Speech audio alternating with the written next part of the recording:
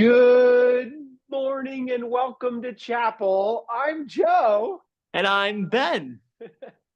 and we are so glad you're with us today. As you can see, Ben's on the screen again. I'm pointing to him like this. He's not really in the studio with me, but he is with us in this live chapel together. He's on Zoom. I've been on Zoom a lot recently, haven't I, Ben? You have indeed. You've seen my face a lot on the screen, and we've been doing brain burn down there. It is a wonderful day here at the Wilds of New England. I'll say wonderful because we call it a winter wonderland around here. Okay, trees are heavy with snow. Okay, it's kind of crazy how wet the snow is right now. Heavy on the trees it is. But how is it down there?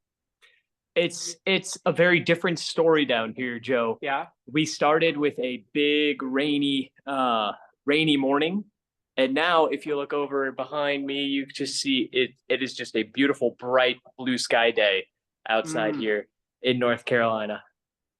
Not so much here. I will say it is a wonderful day, but it is wet. All right. It was everything got wet last night. Like it kind of freezing rained. I don't know how you call that, but it rained. It froze this layer of ice on everything. And then even walking out on the sidewalks, it was just like this sheet of ice. And so I was slipping all the way down my sidewalk. And you actually want to walk in the snow rather than on the cleared off sidewalk because it was less slippery. And we are still so excited that you guys get to join us wherever you are. Okay, if you're tuning in from up here in New England, if you're down south closer to Ben, if you're in Hawaii, I don't know, but I'm so glad you're here, right now. And we've got a great lesson today. We're actually continuing on in our study of forgiveness. We're talking about how it's done. That's the title. And in this lesson, we see that there is this forgiveness that Jesus calls us to do because he has forgiven us. And it's part of the gospel. And if you don't forgive, there's a gospel issue at stake. And so, how do we navigate through these situations? And that's what we're going to be looking at in just a little bit. But before we get there, I want to hear from you guys. You had some questions in your homework assignment, and we had a question of the day. Okay, Ben, this question of the day is by popular demand.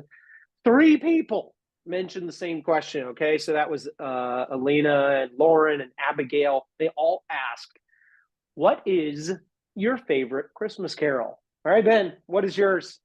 Okay, favorite Christmas carol. See, that's hard because what is the difference between a carol and just a Mm, song? And when I think of carol, I think of the kind of songs you're going to be singing, if you were right outside somebody's door. So when it comes to carol, yes. I mean, I think I've just got to go with Joy to the World because Okay. that is, I mean, it has everything. Just it's just such a joyful experience. But when it comes to Christmas songs, I actually really love O Come, Emmanuel." Mm, That one's always been one of my favorites. can I change mine? Because I like that one too. I think the point is there are lots and lots and lots of great songs out there, but Christmas Christmas carols. You mentioned singing at someone's front door. I don't know if I would sing this at someone's front door because it's kind of risky. But one of my favorite Christmas songs is "Oh Holy Night." The it gets really big at the end and it goes really high.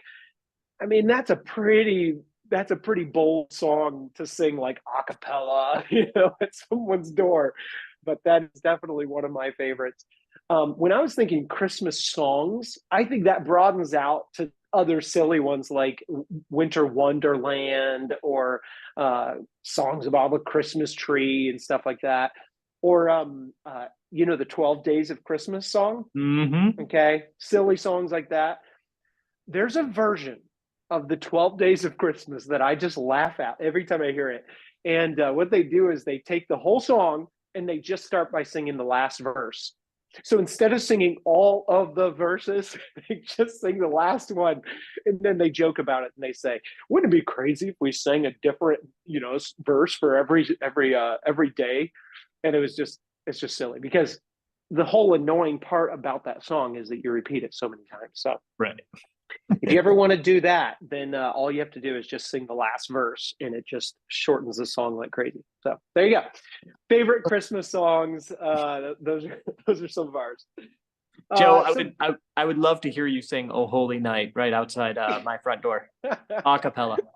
You know, okay. you know what the Bible says. Make a joyful Yes. noise. Doesn't Yeah. necessarily have to be the most beautiful noise. Yeah. I think it's the key change. So many people do like a key change in there, and Mhm. it ends up being this like really high note. It's like crazy stuff. Hey Ben, why don't you show us? So you're at the Wilds right now. Yeah, absolutely. Why don't you just show us? I mean, you got your camera there. Walk us around. I want to see what we're Yeah. looking at. Well, right here, right now, I'm in the Fremont Center, the inn Yeah. kind of area, similar to the inn. Um, but North Carolina is a little bit bigger. So this is their Yeah. fireplace room in the Fremont Center, not the big fireplace room, but one of their meeting rooms here. And we are actually just having brain burning right downstairs. Brain burn. Tell us what that is. Absolutely. So brain burning is an opportunity where all of the program guys here at the Wilds in North Carolina get together and they set aside a whole week where they just talk through ideas when it comes to fun time, when it comes to games, when it comes to the schedule. They just talk through all sorts of ideas. And everybody brings an idea for games for fun time. And it is just thinking it through and getting things set up for the next summer. Cool.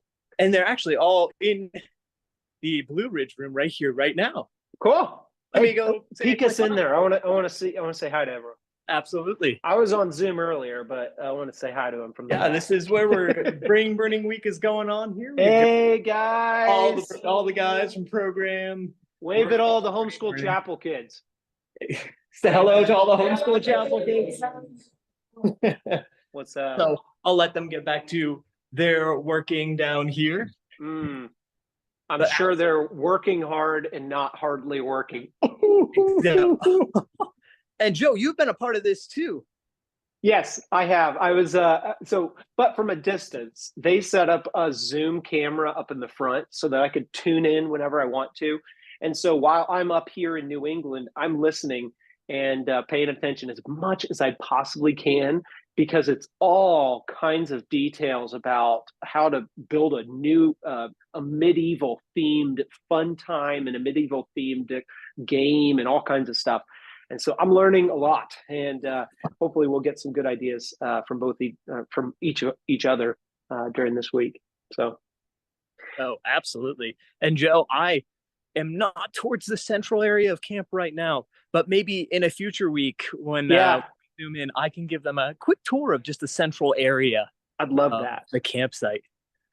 It is. I'm a little bit jealous, Ben, because you've got those blue skies down there, and absolutely. We've got gray down here, and it's beautiful in its own way. And like I said, it is a winter wonderland. I posted on our Facebook and our Instagram the other day about walking through the snow. I had to like duck underneath some of these branches that are drooped over, hanging heavy with snow, and but it was just a gorgeous in its own way type of thing. Hey Ben, maybe we'll shift topics just a little bit. I'd love to hear from you. What is God teaching you these days? What's a lesson, or maybe even a favorite verse? I know who was Abigail was asking, what's your favorite verse? She said hers right now is John 11:4, going through a trial even with health issues. That verse, I think it's talking about Lazarus, the raising of Lazarus. And when Jesus heard that, it says that he said, the sickness is not unto death, but for the glory of God, that the Son of God might be glorified thereby. One of the favorite verses during a current moment. What's God teaching you, Ben? How can you challenge the homeschool chapel students here? Yeah, well, absolutely. I know I have been studying through, and all of anybody who's been a part of the homeschool chapel for the past few weeks would know that I've been going through the Psalms. I've Mm. been taking a psalm a day or a psalm. Maybe sometimes it takes 2 or 3 days to kind of really dig deep into these psalms. A neat little thing that has just kind of gone along with that is that I've been going through a podcast that's been it's just called Bible Talk. It's a 9 Marks podcast, Cool. and they have just been doing just that. They just take a passage and they talk through it, starting from Genesis, and right now they are in the book of First Samuel.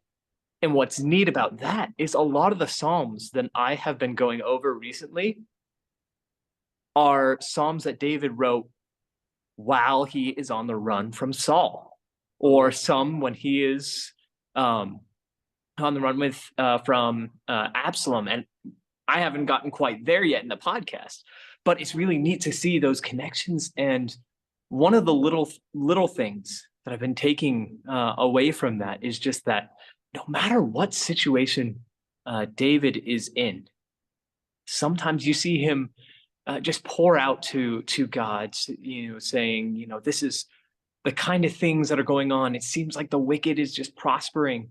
Mhm. But in the end of almost all of those lament psalms, David comes back and says something about God, a truth about him, reminds himself of God, says, but I know you are faithful, or but I know you are true, and you are righteous. And that's a helpful thing for me because there are so many times where I just struggle to understand, what's going on, why is this happening, um, or even sometimes just feeling like, feeling like I don't necessarily know what I'm doing, or if I feel like I'm not hearing from God. Mm. But the key is God is always faithful. He always is faithful. And David reminds himself of the truth of God, sometimes even from his past experiences. And that is so important in our Christian life, is remembering the truths about God. Yeah. Good.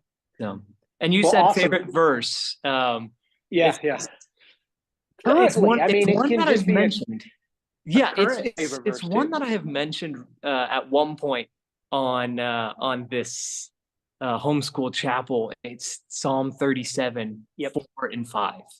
Delight yourself in the Lord, and He will give you the desire of your heart. Commit your way to Him.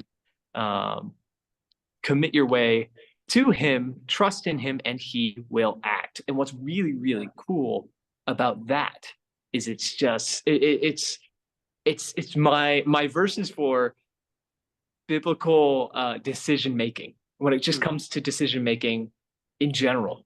What do I if you are given multiple different decisions that are good decisions, Mhm. how do you decide? Well, step one is delighting yourself in the Lord. Make the Lord your delight every morning, every day, delighting in Him. And when you do that, God installs a desire in your heart. The desire that is now in your heart is one that God has placed there. And then you commit your way and you trust, and God will act, and God will make it clear. And so I think that is just really helpful. And there's a lot of people, even a lot of people listening in on this homeschool chapel, who maybe Yeah. have some really big life decisions coming up. With maybe they're looking into college coming up soon. A lot of them are not even that far away from maybe looking for a spouse one day. A lot of big decisions in their lives. What are they going to do for work, for a profession? Mm. When it comes to those big decisions, step one is always delighting yourself in the Lord. And if you truly are, God's going to put a desire in your heart. Yeah. So, Well, thanks, Ben. That's awesome, and so good to hear what God's doing in your heart, even through a favorite verse like that. And I know that so many of our listeners they have some great verses that are life changing for them, and maybe even based on a certain point and certain something that's going on in their life at that point. But here we are. We've been actually going through a study on forgiveness, and so I'm gonna switch over to our lesson for today. I'm gonna let you slip off the screen. Actually, go probably back downstairs for I'll be right rain back. burn. But I'll say goodbye. You guys can say goodbye to Ben, and the rest of us, let's take our Bibles. Let's get into Matthew chapter 18.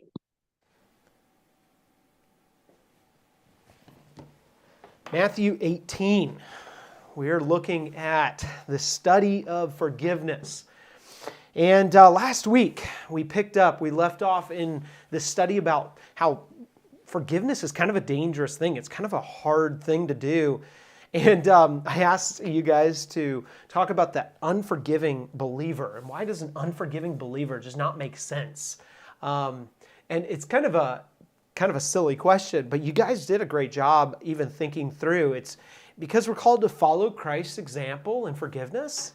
And when you don't, rejecting that forgiveness, it shows us a certain hypocrisy in your own life, a bitterness or a lack of understanding of what God's immense grace does towards us. And so even in Ephesians 4:32 and Colossians 3:13, both those verses, I asked you guys if you could quote them, do it, because they're so good. But it says, be kind one to another, tender-hearted. But the last part, it says, even as God, for Christ's sake, hath forgiven you. In Colossians 3:13, it says, forbearing one another and forgiving one another, even as any man has a quarrel against any, even as Christ forgave you, so also do ye. So these kinds of things, I mean, it's putting our hearts in the right spot to realize that forgiveness is a big deal. And it is a big deal in the Bible. It's not just some nice idea. And today our lesson is all about how it's done. It's done. It's a transaction that's complete. And to truly forgive someone, we need to walk through this process that Jesus lays out for us. When we follow His way, we reflect God's grace, and we experience the freedom that forgiveness brings. As we go through today's lesson, I'm going to give you a little hint on what the homework questions are. So keep an eye out for these things as we go through the lesson. I want you to, in your own words, explain the difference between lovingly covering and lovingly confronting. Okay, those two words, confronting versus covering. And then why is the journey of forgiveness so valuable to you as a believer? And then how does 1 Timothy 4:7-10 apply to this journey? So as we look at today's lesson, here we are. I want to talk through 3 different points. Wisdom is going to be needed for forgiveness. And as we conclude, as we talk about how this forgiveness is done, there's wisdom that is needed for forgiveness. When someone wrongs you, you have 2 options. You have 2 options to either lovingly cover the offense or to lovingly confront the offender. Let me say those again. You can either lovingly cover the offense or you can lovingly confront the offender. You don't have to confront every little thing. I mean, sometimes love just lets it go. So let's talk about this covering of the offense. The Bible says in 1 Peter 4:8, it says, and above all things, have fervent charity among yourselves. That love. For love, or this charity, will cover a multitude of sins. Proverbs 10:12, it says, hatred stirs up strife, but love covers all sins. Proverbs 17:9 says, he that covereth a transgression seeketh love. So guys, when you lovingly cover an offense, it's kind of like you can say at the end, you can say, well, what offense? What are you talking about? because you're covering it over with love. It's a serious thing to not hold an offense against someone. It takes some prayerful consideration for wisdom as to whether your option in any kind of particular offense, whether you can cover it or not. And sometimes you do have to confront. I mean, specifically, confrontation is necessary if the relationship is broken. So if you can't just cover over something, like if a relationship's broken, there's noticeable change in time that's spent together. Like speech that's used toward someone, it's hard. Or maybe there's a concern over each other's spiritual growth. You have to go to that person. So if the relationship is broken, you probably need to lovingly confront them. In Matthew 18, verse 15, it says, "Moreover, if thy brother shall trespass against thee, go and tell him his fault between thee and him alone. And if he shall hear thee, thou hast gained thy brother." It's Matthew 18:15. The other reason is why you might need to confront someone is if it is serious, if it's a serious offense against someone else. So the love covering thing, it's only applicable to offenses that were committed against us. Okay, so you don't want to cover over someone's sin and their offense if they were doing it to someone else. You can't just say, "Oh, they're okay." No, if the offender is causing other believers to sin, or even indirectly, maybe through a divisive behavior, you have to go to that person. Matthew 18, verses 6 and 7. What does it say here? It says, "But whoso shall offend one of these little ones which believe in me, it were better for him that a millstone were hanged about his neck, and than that he were drowned in the depths of the sea. Woe unto the world because of the offenses. For it must needs be that offenses come, but woe to that man by whom the offenses come." You could also look at 1 Corinthians 5, verse 6. It says, "Your glorying is not good. Know ye that a little leaven leaveneth the whole lump?" Here's this idea that if the offense is serious against someone else, you have to deal with it. You have to confront that person. Another reason why you would want to lovingly confront is if the offender is in danger.